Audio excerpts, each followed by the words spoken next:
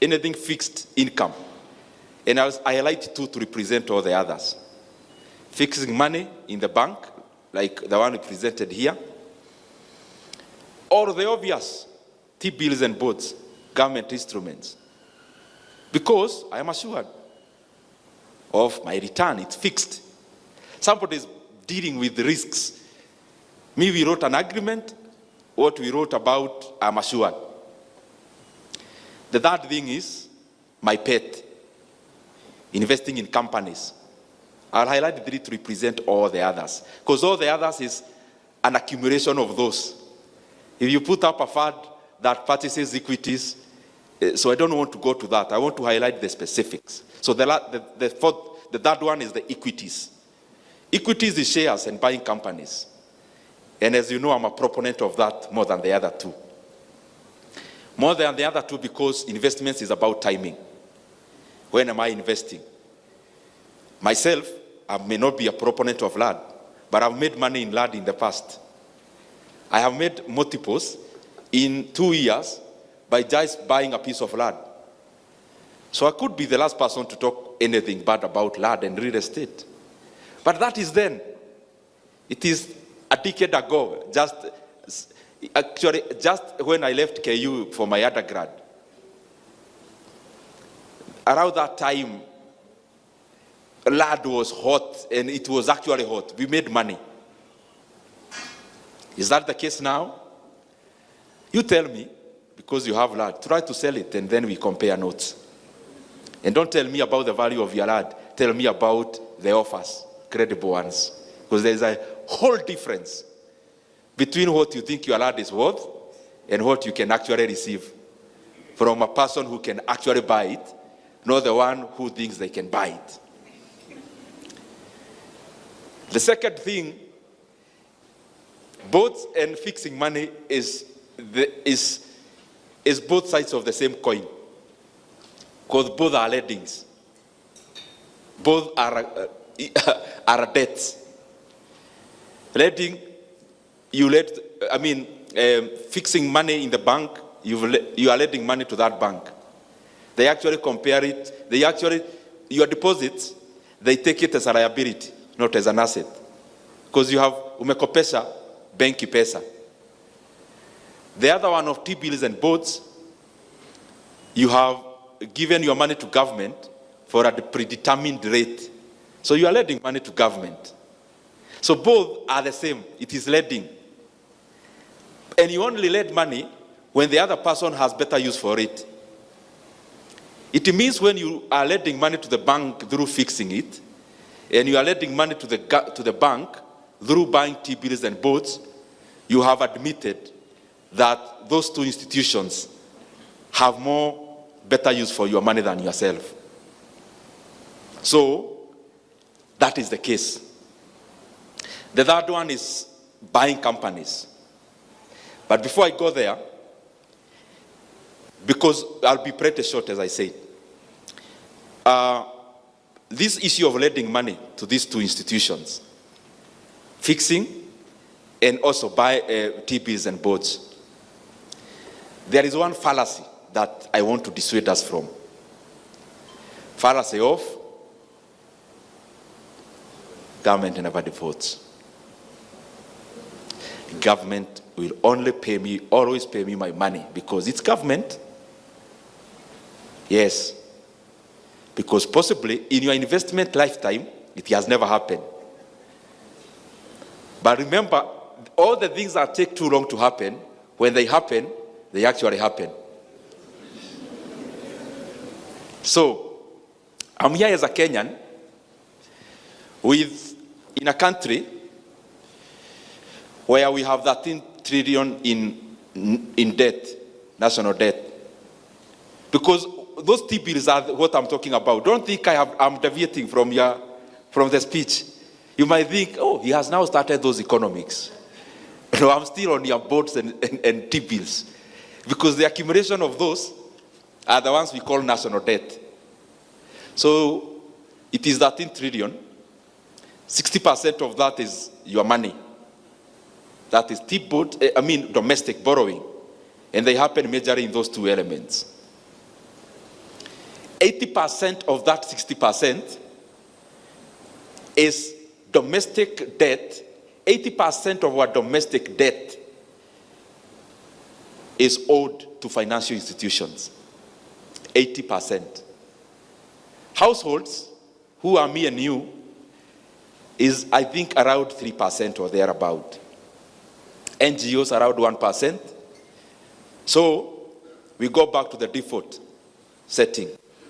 That's what I want us to analyze together, because that's what we are doing here. So we are at 13 trillion because for the last 4 years we have borrowed more than 4 trillion. That's the reason why we are there. It's because for the last time from 2022, we have actually borrowed close to 4.5 trillion.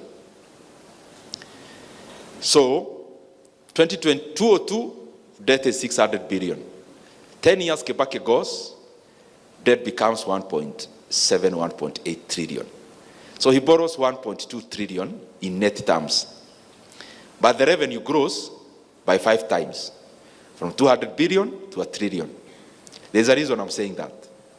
Then from 2013, our debt grows from 1.7, 1.8 trillion to 8.7 trillion. So in 10 years, we borrow 7 trillion. Our revenues in the same period grows from 1 trillion to 2. So the debt triples, more than triples, but the revenue doubles. So you can tell now, in that pace, who is actually a Kenyan Maradona and others. In that Boston Marathon, you can tell who is a Kenyan. The Kenyan there is the debt. A normal Maradona is the revenue. So the Kenya is way ahead. The other Maradonas are way behind in terms of the growth. So we are in 2022. Marathon is continuing. Debt grows from 8.7 trillion. We are now even not yet done with the first half, with 5 years. With 5 years. We are not done with 5 years. The debt is now 13 trillion. So we are in a race to borrow in 10 years. We are in a race to borrow in 5 years what we borrowed in 5 years the previous government, what we borrowed in 10 years in the previous government, and now we are borrowing in a year what Kibaki borrowed in 10 years. Now, so underline here, because that is we are still in boards. In your boards. We are still in your investments. So out of 100, we will be spending, if you include principal, 90 shillings out of 100 to service debt. So to wrap up that story, so that I finish up with shares, that story is about Kenya, but you as an investor, you need to very fast find a friend from Ghana. Get a friend from Ghana and have a call after this session. And then recap the story I've given. It is definite. It's so definite. If we do not change course, what we think is a solid rock will soon disintegrate. Because how is that going to survive? How? So I am foreseeing in the future, not very long future, a boardroom like this. The person who will be starting here is government, not Ndindi Nyoro.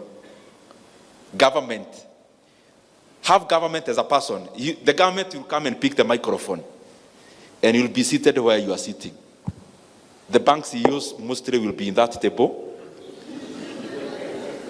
Micah and your team will be here, because you must be in the front row to get the message correctly.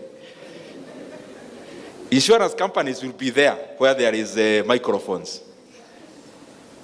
And all of us as Kenyans will also be listening. Maybe the hall will be too small for all of us. Others will be out just listening. Imukutano ni ya nini? Then the program will start running like today. Let's have some brief remarks from the CEO of the group NMG. And after that, the main speaker, who is the government. the government will take the mic and tell you, good evening. It will be an evening that time, most likely. Because mornings are not made for those kind of news. Then they will come and tell you, I know and I agree. You are a good Kenyan. You gave me 1 million shillings last month because you bought treasury boards. And I'm very grateful because we were able to pay some recurrent expenditure, which were really pressing us. And then the government will go ahead and tell you, you know, Kenya is for all of us. We all belong here. We are Kenyan and you are patriotic. And I want to commend you for your patriotism. And it's because of that patriotism, I come to request you, our debt is 13 trillion and 60% I owe it to you. But out of the interest rate I'm paying of 1.25, only 0.25 I am paying to external. Because external debt is always cheaper. That's why you see 40% of our debt is only accruing to 50 billion of interest. But 60% of our debt is accruing a trillion in interest. So the government will now tell you, because wale wengine, sinajua ni external people. Now hawatusikizi, they are hard. They are radicals. They are not listening to us. So let's leave them. We pay them their 250 billion every year. And that's the reason I called you as Kenyans. Let's see what we can do about this 1 trillion. Because there are some roads going to your home, and there is a school we went to for primary school. There is something we are doing about those two things. That's why we are requesting. We know for sure we owe you 1 million shillings.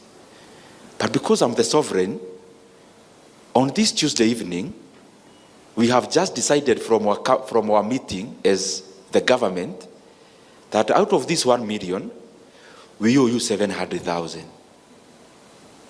Then you start tapping your neighbor. Did you hear?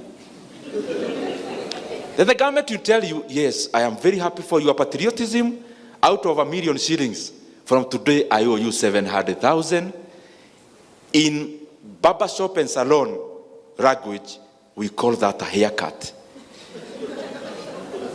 And then they'll tell you, we know we also owe you to pay you next 6 months some money. We are requesting for the next 2 years, you may not hear from us. But immediately after 2 years, you start hearing from us. So you remember the board you bought for 10 years? We have just made it 12 years. Only that for these 2 years in front of us here, don't wait to hear from us. Thank you for your attention to this matter. See you another day. Signed, the government. I know that sounds like a story. So after this, call your Ghanaian friend. And then make sure you call a pensioner who is also a Ghanaian. The ripple effect is that this money from financial institutions are deposits, which I have also lent to the bank as a deposit. I am not trying to paint a picture, but I would want all the experts here after we finish. Anyone with an answer to that, come and pick the mic. Tell me the alternative to that in the next in the next few years to come. Tell me. So we either change course as a country, or of these boards we are holding, they are not worth what we are holding. Because the other alternative is to print money. Then print money. It is the same scenario. It lowers the quality of your money. So let me go now to the optimistic side. Shares, boards. I almost made a very gross mistake. Shares and equities, whatever name you may pick from it. So why do I prefer this, me as an investor, other than all the others I've given? Again, because of time. Around this time in Kenya, I think I'm well positioned. Shares, of course, you start by looking global. When you look global, Dow Jones is over 50,000 now. Within Iran, not outside of Iran, within the Iran issue, Dow Jones are now over 50,000, the index. almost touching the record high, which it touched earlier this year. If you look at all the other indices in the US, some by yesterday touched their all-time high. That's good, it's fine, because the stock market in the US always goes up. Forget about the bumps of recessions and hitting of the market. If you draw the graph, you smoothen it, it is upward all the time. Depends with what percentage. But that's not the point. So, the world has been expansionary during COVID time, then contractionary after COVID because of inflation. Before Iran, the world was expansionary. Expansionary meaning we were lowering interest rates everywhere. The last from before February, across the world, the Federal Reserves or the central banks were lowering interest rates, including ours, including the US, even with the push for more cuts by the executive there. Now, inflation has climbed. The only month we have measured very well after Iran, in Kenya, inflation is up. Inflation figures in Kenya will be coming out this weekend. Of course, you may expect something more than 7.5%. Most likely, definitely. So what does that mean when the next CBR is meeting? When the Federal Reserve meets in the US, the very best to accommodate the executive, the very best they can do is to sustain the rate. But that's not even feasible. The sensible thing is to raise. CBR is to raise. So we are back to contractionary. So we are back to contractionary, meaning interest rates will be going up. Revisit the issue of debt I talked about in your boards. Maybe now I pair 2 hints because you know what we have to find more homework. So we have now started a journey of raising interest rates. So that's contractionary monetary policy. Even if I'm talking about shares, that point lift it, take it back to Ghana, and start now doing it. Actuaries in the house, you go do your homework. With this raising of rates, with the other problem I described, then tell me where we are headed. And then tell me what you foresee in terms of subscriptions of bonds and bills in the next few weeks. Then you make your decision. Let me go back to the equities. So PE ratio of the US market. Nimesema naenda hints because this fall is filled by people who should actually be holding the mic and me listening. So you are all well versed. PE ratio in the US market is over 27. If you bought all the US companies.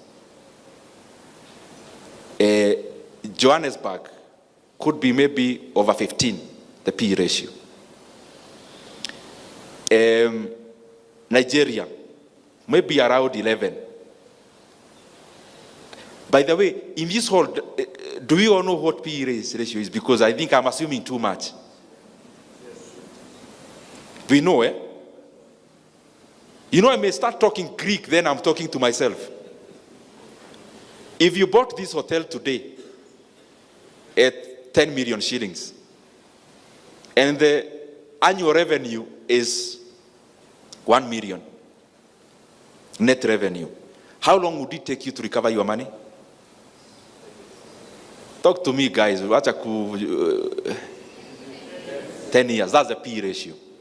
That's the PE ratio. If I bought Absa, Kenya today, and their net revenue, if I bought Absa for 100 billion today, and their annual net revenue is 10 billion, how long would it take me using what is called trading PE, the most recent trading PE, ile iko washatagaza tuseme ni 10.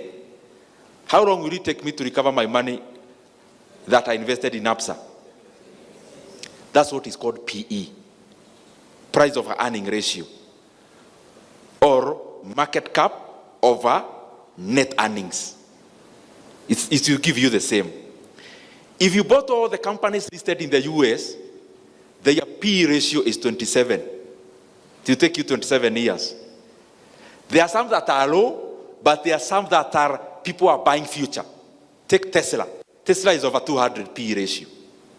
Most tech companies have higher PE ratios because you are buying the future more than the present. JSC Johannesburg is around 17, maybe 15 to 17. Nigeria around 11. Kenya. The average PE ratio in the Kenyan companies is 5. So I'm starting here as a very patriotic Kenyan, that at the current moment, I don't know why I should not buy shares in Kenya, and I have no reason to buy in any other market, and I have actually no reason to care about what the government is doing, because some of the companies are too solid for any government to do anything. That's why, in this period, since you started hearing me talking about these issues, I don't know any market in the world better than a Kenyan market. None. I don't know any. And I'll give you homework. This is the last thing I'm doing, then I keep quiet. Take your phones, your smartphones. AI will do this for you. Namaliza sasa. Namaliza. Can I get volunteers, 4 of them, just 4, so that this presentation is not mine alone. Just 4. Hata tunamaliza. 4 people with phones to come. Yes, Masharia come. Yes, please come. Tukuje hapa. And ladies, 2 ladies now, 2 bars now. Kujeni. And as they come, my school of thought is this. I said, I have listened to so many things from morning. My school of thought is, Mimi, in terms of investing, I either invest to get rich or I don't invest. So I'm just saying, in the risk profile, don't grade me at the age of my father. My risk profile must be higher. So it's either I am putting in money, I get rich, or wacha nikae nayo. So if you start telling me you have $1 million, I put in somewhere to give me at the end of the year 20%. So I have $1 million, so you give me 1.2 million. So I have 100,000. You are promising me after a year to give me 120,000. So what goes in my mind is this. So I already looked for the $1 million without knowing you. You are helping me make 120,000, then I don't need to know you.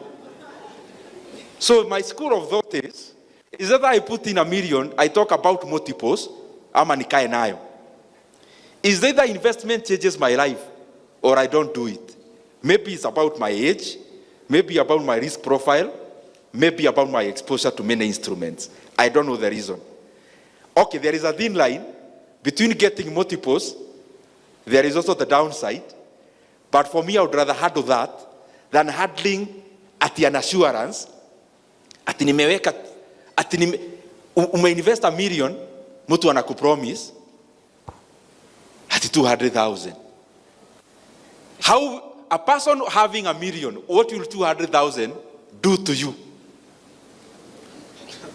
It means if you are in a rental house, paying 100,000, somebody is telling you to move. So you know investment and money should, in quotes, make our standards of life higher. So let's take where you live as the standard of life. So you pay 50,000. Somebody is telling you to work so hard by investing so that you move from a house of 50,000 to one of 60,000. What is the difference between a house of 50,000 and 60,000? You not even move the estate. Even the flat, your next door neighbor will be paying 60,000. Actually, when you move and return in the same house, you realize they were waiting for you to move so that they increase the rent. So it's not changing your life. So it's either you are moving from a house you are paying 50,000 to one of 150, ama ukae ile iko, ujipange vizuri. That's my investment reasoning. Take your phone.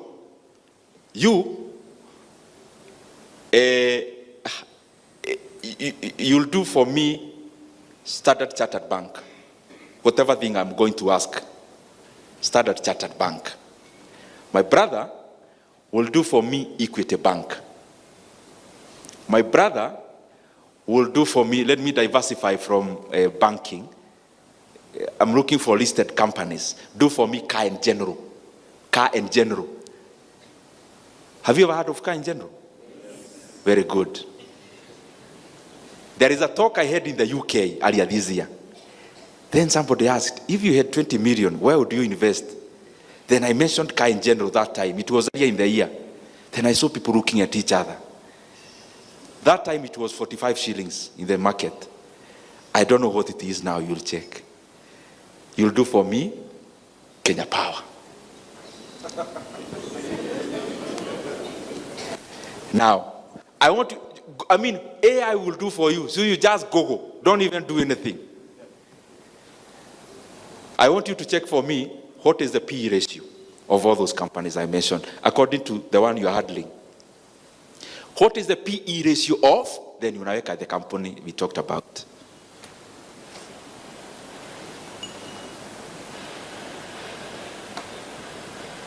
We'll be starting here. So that, okay, go to AI itakupea. What is the PE ratio of Standard Chartered Kenya? Remember to put Kenya because Standard Chartered is global. Oh. Yes, maybe that's why it's confusing you.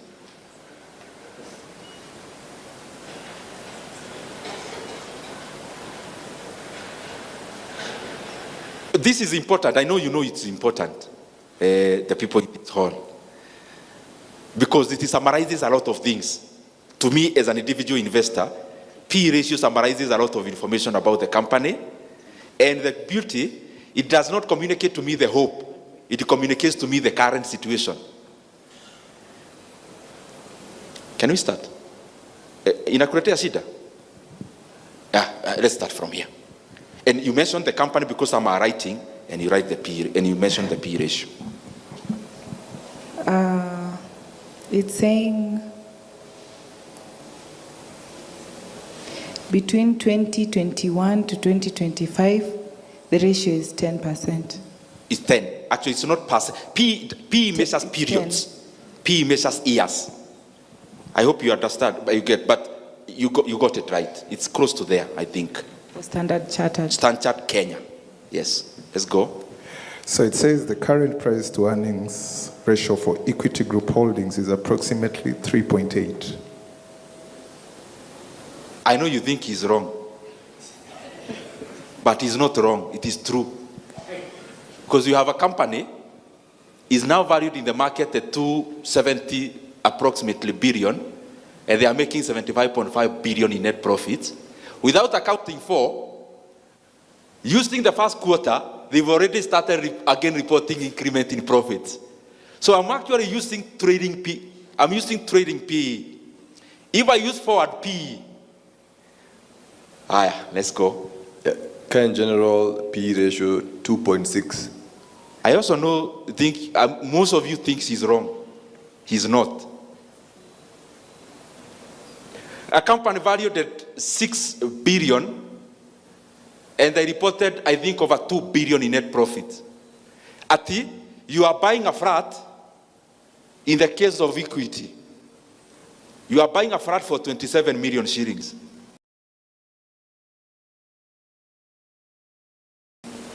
But the net, after umelipa caretaker, the net rent per year is 7.5 million. That's the case of equity. I'm just removed the zeros. Let me repeat. You are going to take 3.7 years to recover your money using trading PE. Let's go to the last one. KPLC, Kenya Power, trailing PE is 1.45. I think you can clap for the lady, even for saying that. Even for saying that. No, good Kenyans. Let's be actual here as Kenyans. Just tell me, you have 10 million. Why would you invest in any other thing other than this? Just tell me. Especially when you are dealing with banks, and this is my last thing, Sorry you gave me the mic to talk about investments, but I assure you this is the last thing I'm saying. Local banks, when you're evaluating banks, also use something called price to book value. You'll get some things there that are just obnoxiously exciting to an investor.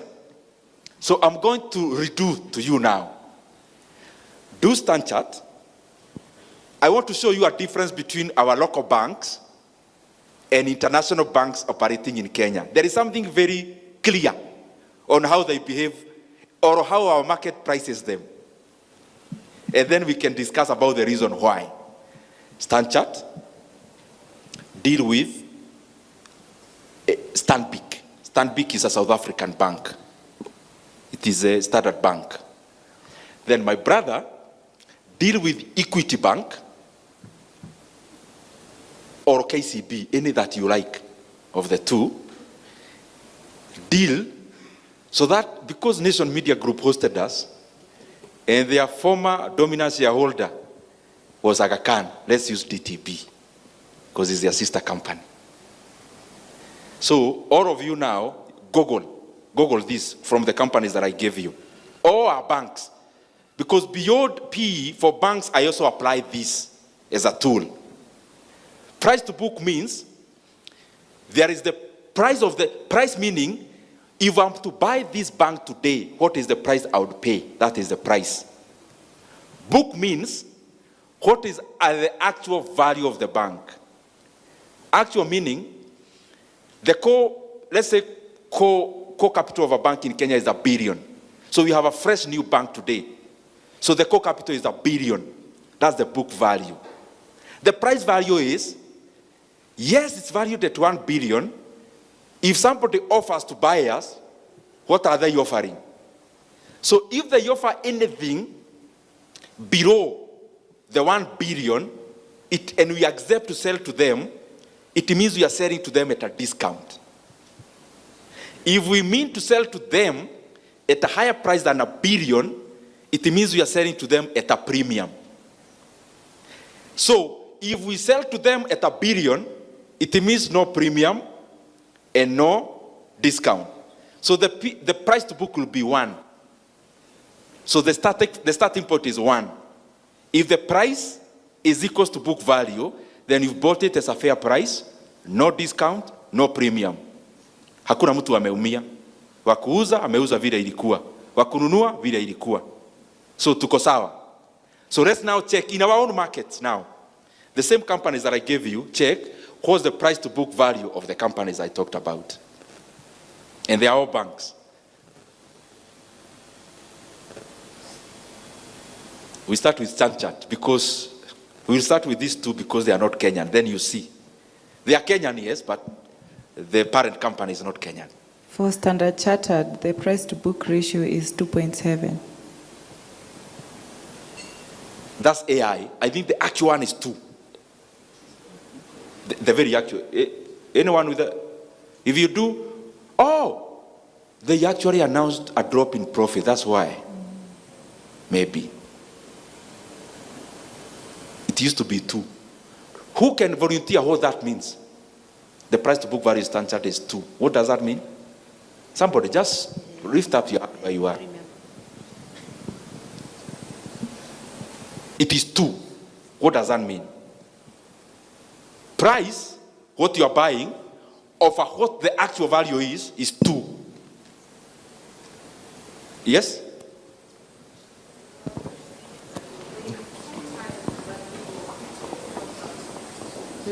Please say your name and the company. You must be working for a very good company.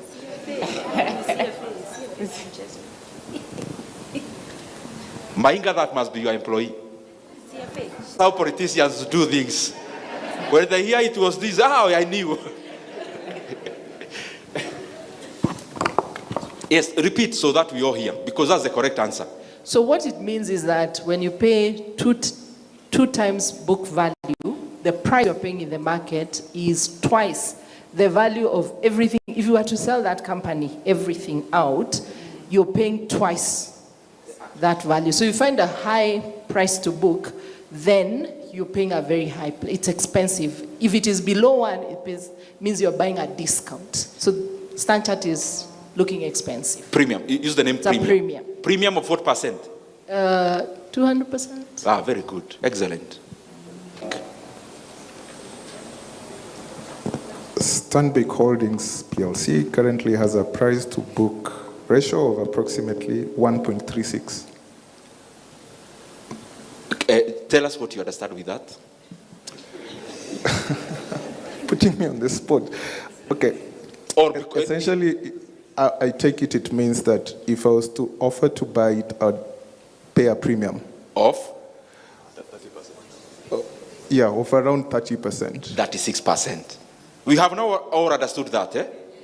Now, here are these ones now. Check. I did both with the KCB and equity. Yes. They're all at a discount. So KCB, let's say the equity is 0.85, which means the value of equity in terms of assets and what you're buying on the stock price, the assets are more than the price because you're buying at a discount. KCB has discount of what percent? 15%. Precisely. These are actually not assets. These are shareholders' funds. Yeah. You know, in a bank is an intermediary. Shareholders' funds is the money where if you give your deposits and you pay us your loans and you account for NPLs, what remains on the table. Those are the shareholders' funds. Real money. KCB. And KCB is 0.65, so it's nearly half. It's near 35% discount. And remember, AI is using full year, last year financials.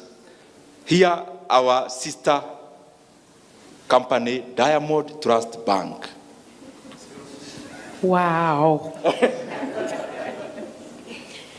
Diamond Trust Bank, the price to book ratio is hovering between 0.36 to 0.44. I know by the look of your eyes you think she's wrong. But it is you who is wrong. She's actually right. Anyone who volunteered to tell us what that means?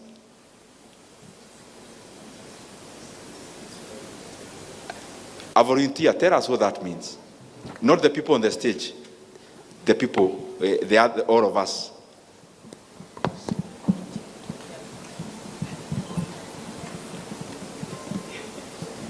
Tell us. You just took lunch.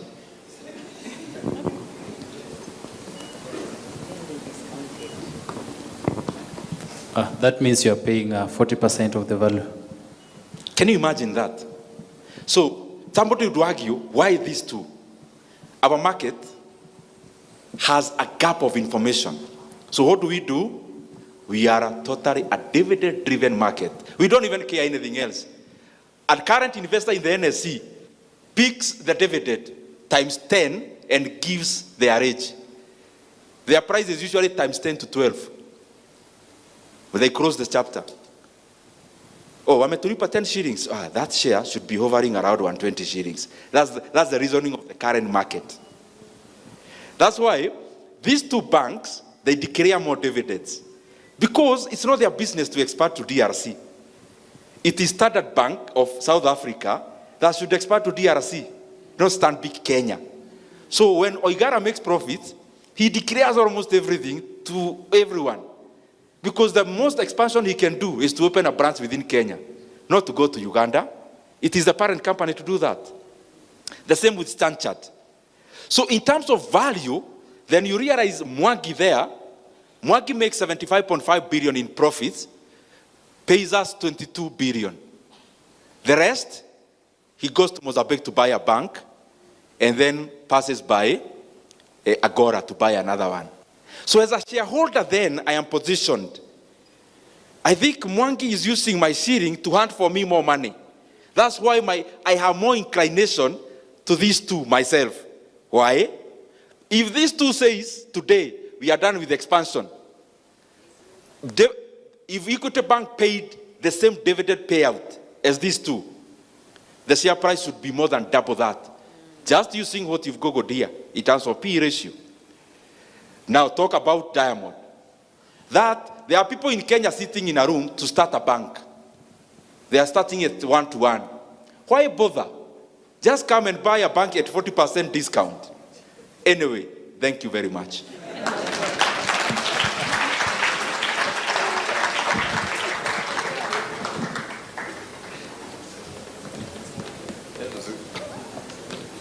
I think Session? Are we in agreement? Yes. Now, Honorable, thank you so much. Let's give him another round of applause. And of course, also appreciate Mr. Russell and a team for accepting to give us different examples. Now, we'll only take 3 questions. Is that okay? Just 3? There's one at the back. Okay. 1, 2, and the lady. So we'll start off with the lady. Thank you so much, Mheshimiwa, for your time. My name is CPA Winfred Mbicho, and I'm honored to ask my question today. My question actually goes to all the industry players. I believe all of us, or majority of us, have some level of education, but what are we doing to ensure that the common mwananchi is getting that information to ensure that they make great investment decisions? Case example, we have seen companies like Safaricom. Everybody knows Safaricom, including the person who sells the kiosk, like the low-income person, they know Safaricom, but they have never gotten tired of advertising. Anytime I switch on my TV, I'm always seeing an advertisement of Safaricom running across my TV screen. So as the pioneers or as our leaders, what are you doing to make sure that that person has a little bit information of what is a stock, as low as what is a stock, how can I invest in the stock market, how can I buy maybe that bond instead, because I believe most of them fall into gambling because of that lack of that information. The low-income earners will say, this is the only thing that I know. If I put my 100 shilling here, I have a chance of doubling it. Okay, I also have a chance of losing it, but I also have a chance of doubling it. Why can't we have road shows where NSC is going around, even the, what are they called, Vijiji, to ensure every person gets that financial literacy? That's my question for today. It's on my...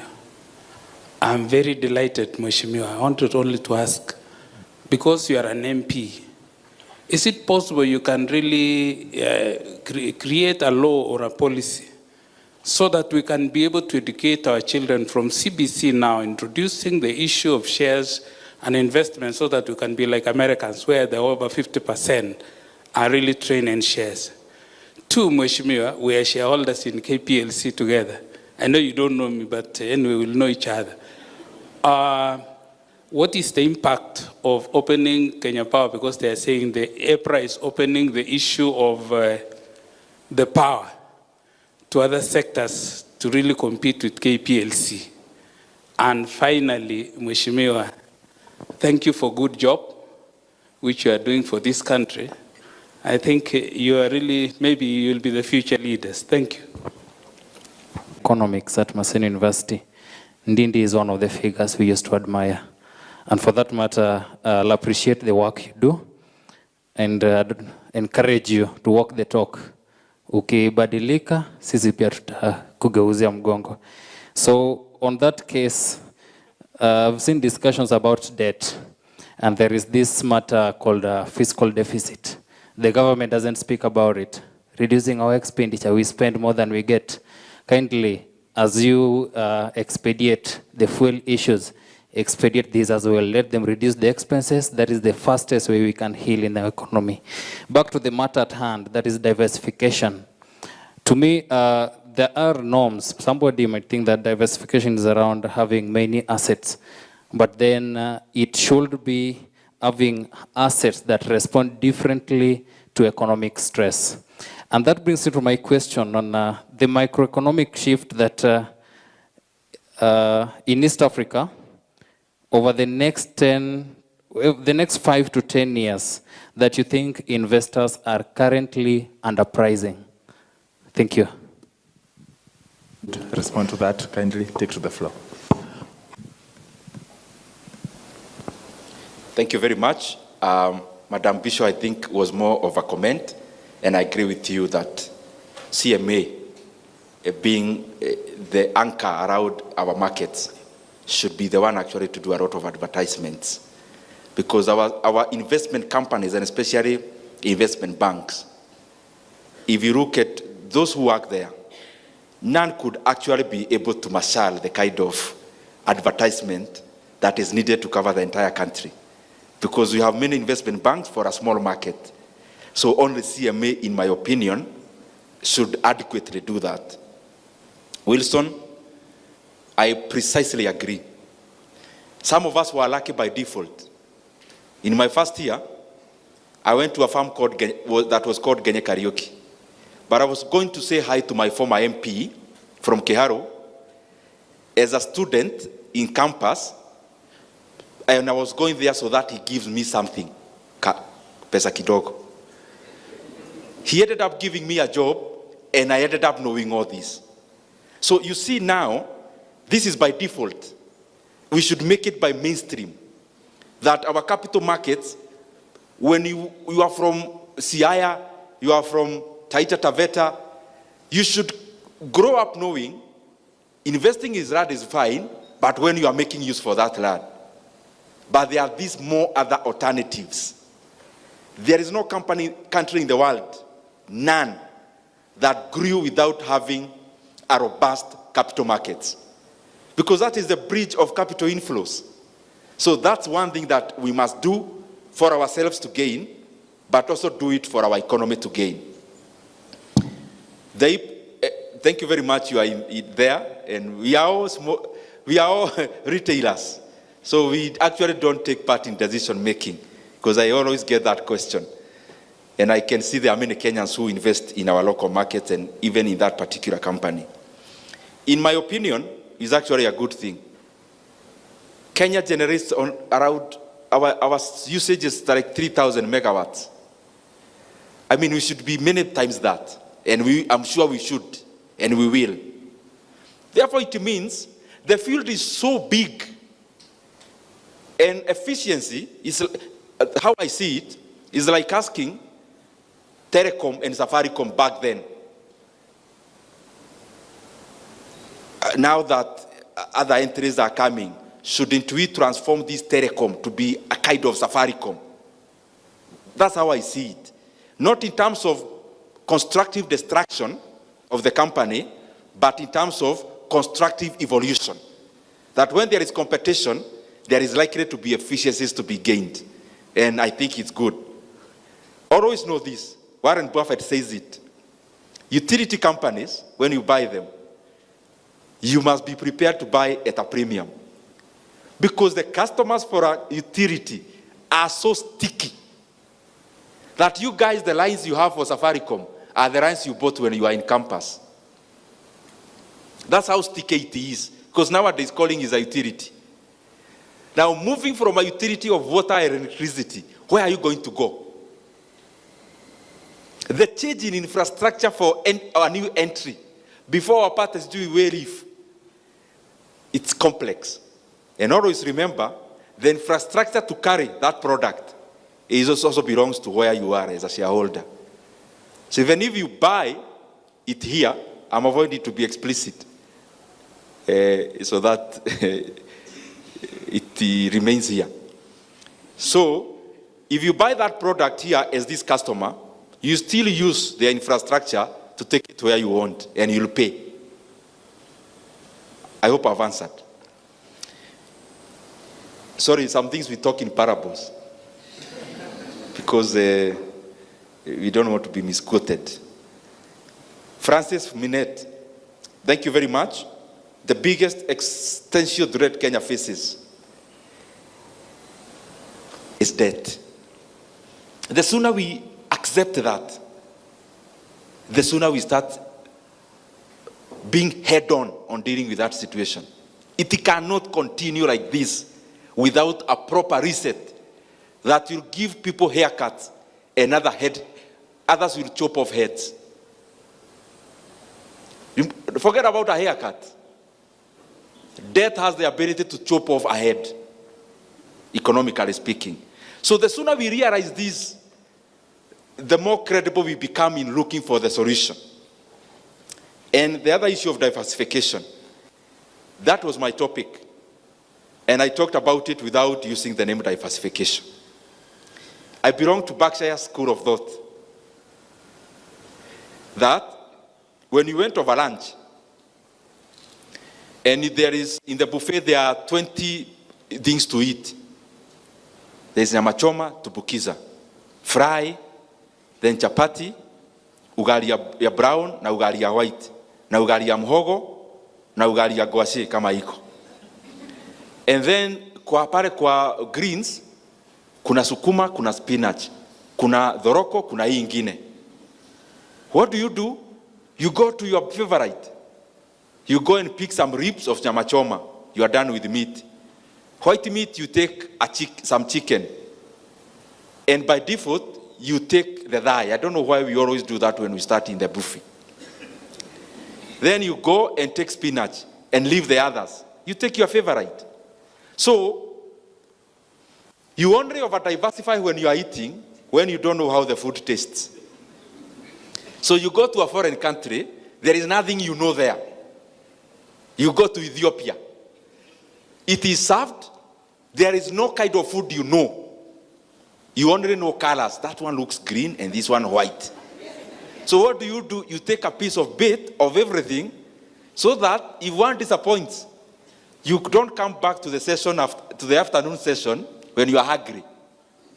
So you are hedging against your ignorance. If you knew, you don't need to hedge. But because you don't know, you need to cover yourself. So what do? Let me taste a little bit of it. No, don't lie to us. It's because you don't even know how it tastes. Forget about tasting. You don't even know what it is. So when you find you are buying shares in your portfolio, there is one I saw. In your portfolio, you have 25 stocks. Are you an NSE or are you an investor?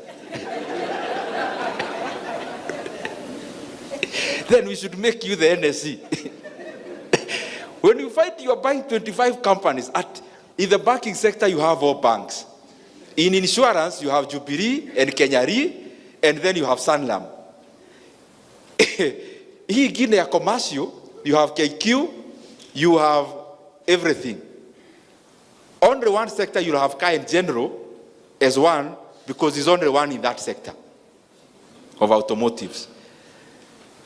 You are just telling us, we najaribu tu.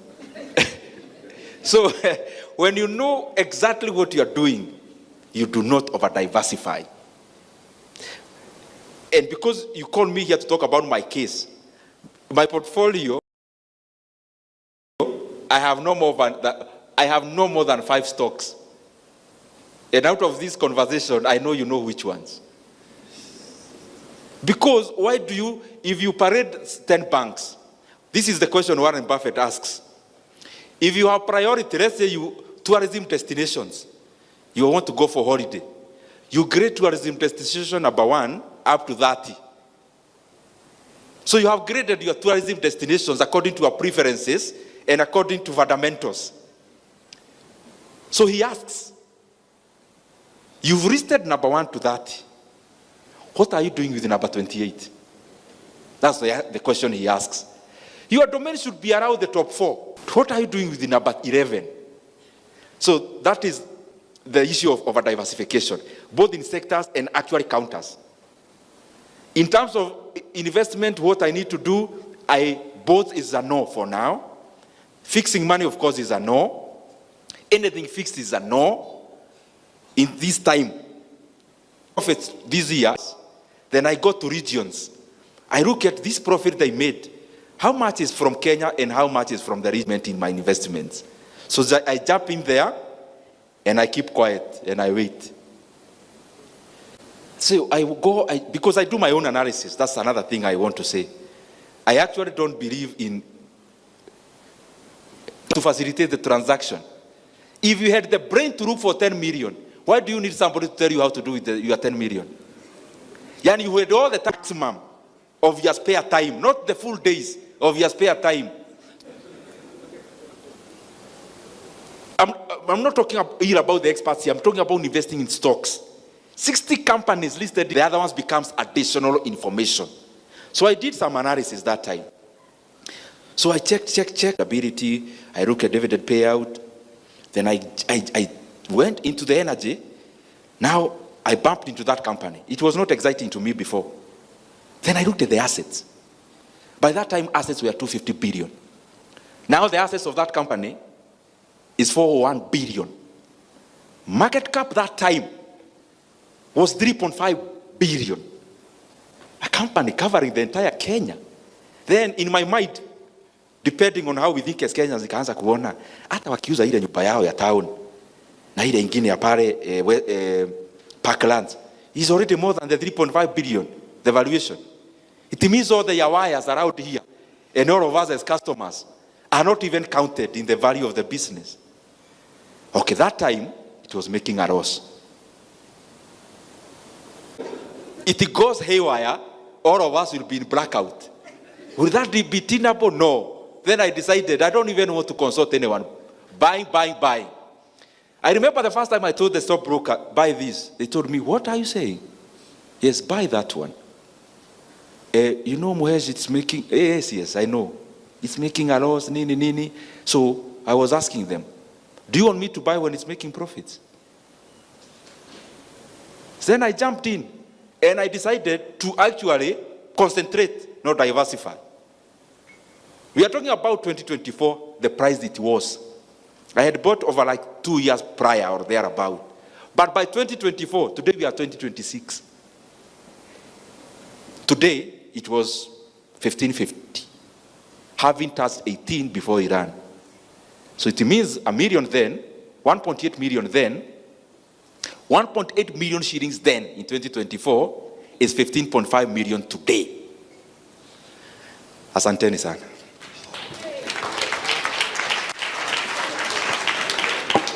Honorable, before you leave, we just have one last question from our Chief Commercial Officer. Asked me to ask you for your bank account number. But that's not what I'm about to ask. Thanks for the very insightful comments. There's a question I've been carrying for quite some time. You recently made news to have invested significantly in Kenya Airways. When you look at the PE ratio of Kenya Airways, it is nil. They've not issued any dividends, and they are making losses. Do you know something that we need to learn?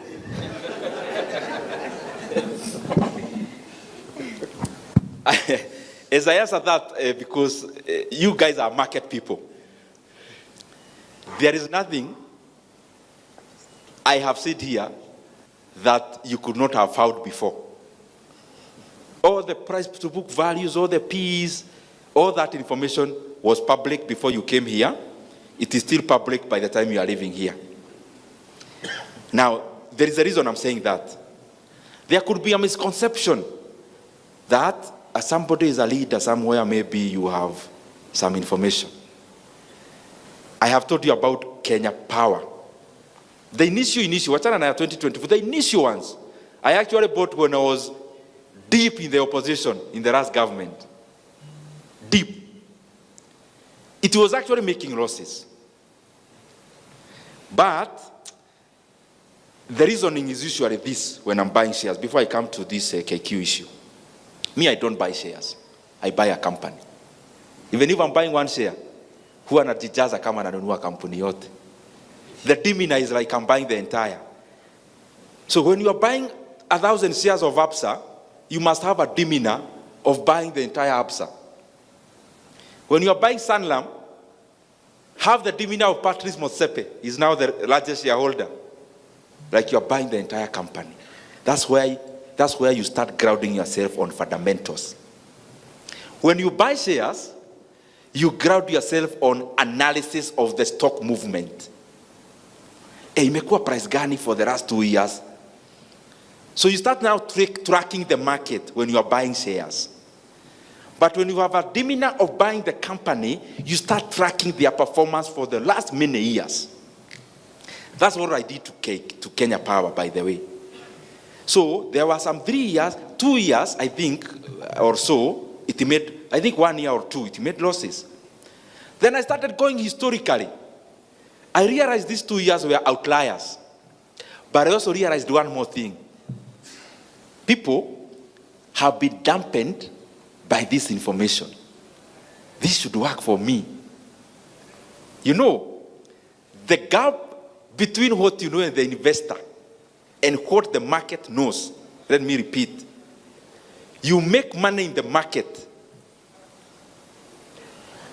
through the difference between what you know and what the market knows. Always get the market as an individual person. The market will be superficial most of the time. The market will always be superficial. It will not go so deep. The market, not even the people, the market. They made a loss. From there, the market becomes rained on. So you have a hen, jogo. It has been rained on. When it's rained on, it looks like ata iko na homa, kuku. Isn't that the best time to give an offer? Then you take it away from the rain. You don't even take it away from the rain. You definitely know the rain usually stops. So you buy it when it was raining an hour ago. In the afternoon there is sunshine. Ile jogo inaradarada kwa boma. And you bought it for a song. So that the difference in information usually comes when you dig deeper. These issues I'm talking about, P, price to book, history, what are they expanding to, like the banking. The reasoning of the market, in fact, banking is the best example. The reasoning of our market is dividend. It ends there. So that's why the banks that are paying dividends are highly priced than the ones not paying. But you realize the ones that are not paying are even having annual incremental profits higher than the ones paying. So it means these banks are becoming bigger and the value is being created more. I was just trying to avoid the question of KQ. That's why I engaged in a lot of obesity. So my reasoning again, should I buy it when it's making profit? That's my reasoning. I don't want to go so deep, but every information about KQ is public. And even what made me buy is also public. In fact, I bought it 2 days after Business Daily put it public, whatever the reason it is.